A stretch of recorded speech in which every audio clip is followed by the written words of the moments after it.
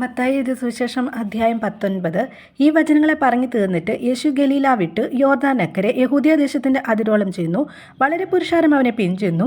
അവൻ അവിടെ വെച്ച് അവരെ സൗഖ്യമാക്കി.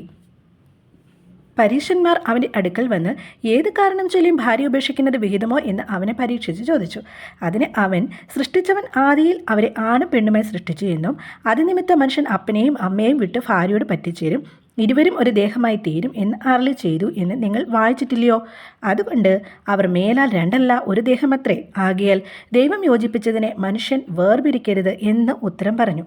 അവർ അവനോട്, എന്നാൽ ഉപേക്ഷണപത്രം കൊടുത്തിട്ട് അവളെ ഉപേക്ഷിപ്പാൻ മോശ കൽപ്പിച്ചത് എന്തേന്ന് ചോദിച്ചു. അവൻ അവരോട്, നിങ്ങളുടെ ഹൃദയകാഠിന്യ നിമിത്തമത്രേ ഭാര്യമാരെ ഉപേക്ഷിപ്പാൻ മോശ അനുവദിച്ചത്. ആദിയിൽ അങ്ങനെയല്ലായിരുന്നു. ഞാനോ നിങ്ങളോട് പറയുന്നത്, പരസംഗ നിമിത്തമല്ലാതെ ഭാര്യ ഉപേക്ഷിച്ച് മറ്റൊരുത്തെ വിവാഹം കഴിക്കുന്നവൻ വ്യഭിചാരം ചെയ്യുന്നു, ഉപേക്ഷിക്കപ്പെട്ടവളെ വിവാഹം കഴിക്കുന്നവനും വ്യഭിചാരം ചെയ്യുന്നു. ശിഷ്യന്മാർ അവനോട്, സ്ത്രീയെ സംബന്ധിച്ച് മനുഷ്യൻ്റെ അവസ്ഥ ഇങ്ങനെയെങ്കിൽ വിവാഹം കഴിക്കുന്നത് നന്നല്ല എന്ന് പറഞ്ഞു. അവൻ അവരോട്, വരം ലഭിച്ചവരല്ലാതെ എല്ലാവരും ഈ വചനം ഗ്രഹിക്കുന്നില്ല. അമ്മയുടെ ഗർഭത്തിൽ നിന്ന് ഷണ്ണന്മാരായി ജനിച്ചവർ ഉണ്ട്, മനുഷ്യർ ഷണ്ണന്മാരാക്കിയ ഷണ്ണന്മാരും ഉണ്ട്, സ്വർഗരാജ്യ നിമിത്തം തങ്ങളെ തന്നെ ഷണ്ണന്മാരാക്കിയ ഷണ്ണന്മാരും ഉണ്ട്. ഗ്രഹിപ്പാൻ കഴിയുന്നവൻ ഗ്രഹിക്കട്ടെ എന്ന് പറഞ്ഞു. അവൻ കൈവച്ച് പ്രാർത്ഥിക്കേണ്ടതിന് ചിലർ ശിശുക്കളെ അവൻ്റെ അടുക്കൽ കൊണ്ടുവന്നു. ശിഷ്യന്മാർ അവരെ വിലക്കി. യേശുവോ, ശിശുക്കളെ എൻ്റെ അടുക്കൽ വരുവാൻ വിടുവിൻ, അവരെ തടുക്കരുത്, സ്വർഗരാജ്യം ഇങ്ങനെയുള്ളവരുടേതല്ലോ എന്ന് പറഞ്ഞു. അങ്ങനെ അവൻ അവരുടെ മേൽ കൈവച്ചു. പിന്നെ അവിടെ നിന്ന് യാത്രയായി. അനന്തരം ഒരുത്തൻ വന്ന് അവനോട്, ഗുരു, നിത്യജീവനെ പ്രാപിപ്പാൻ ഞാൻ എന്ത് നന്മ ചെയ്യണമെന്ന് ചോദിച്ചതിന് അവൻ, എന്നോട് നന്മയെക്കുറിച്ച് ചോദിക്കുന്നത് എന്ത്? നല്ലവൻ ഒരുത്തനേ ഉള്ളൂ. ജീവനിൽ കടപ്പാൻ ഇച്ഛിക്കുന്നു എങ്കിൽ കൽപ്പനകളെ പ്രമാണിക്ക എന്ന് അവനോട് പറഞ്ഞു.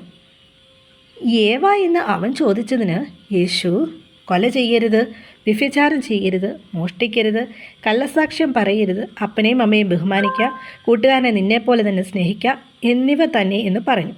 യൗവനക്കാരൻ അവനോട്, ഇവയൊക്കെ ഞാൻ പ്രമാണിച്ചു പോരുന്നു, ഇനി കുറവുള്ളത് എന്ത് എന്ന് പറഞ്ഞു.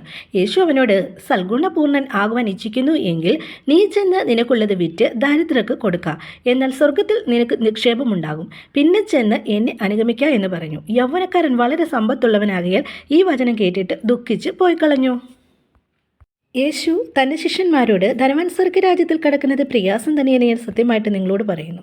ധനവാൻ ദൈവരാജ്യത്തിൽ കടക്കുന്നതിനേക്കാൾ ഒട്ടകം സൂചിക്കുഴയുടെ കടക്കുന്നത് എളുപ്പമെന്നും ഞാൻ നിങ്ങളോട് പറയുന്നു എന്ന് പറഞ്ഞു. അത് കേട്ട് ശിഷ്യന്മാർ ഏറ്റവും വിസ്മയിച്ചു.